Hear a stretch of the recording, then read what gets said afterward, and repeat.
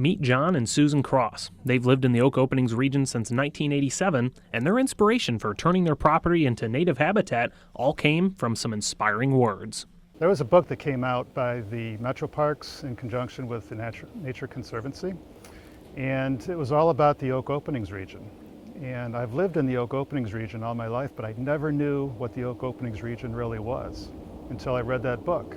The Oak Openings region is a globally rare habitat, and the Crosses have expanded from 5 to 20 acres of restored habitat. It was a lot of work up front, but now they say it's just simple maintenance. We started discovering that there were a lot of invasive species here, mostly maple trees, which, as it turns out, are not native to the Oak Openings region, and choke out a lot of other species that are supposed to be here.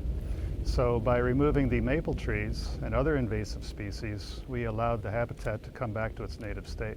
The satisfaction comes from seeing all those native species return and enforce. The work that private landowners like John and Susan do helps protect the larger tracts of native land nearby.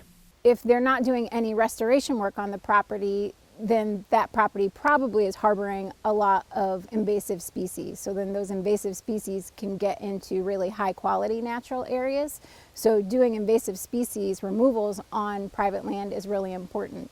You can ask John and Susan questions directly next Tuesday. That's when they're giving a presentation about their work. It's at Glass City Metropark at 5:30 p.m. If we won the lottery, we would buy as much property as we could and preserve it. But that's not realistic, especially since we don't buy lottery tickets. But if we can inspire others to do the same thing, it's kind of like winning the lottery. With this week's Metroparks Meetup, I'm Derek Witt.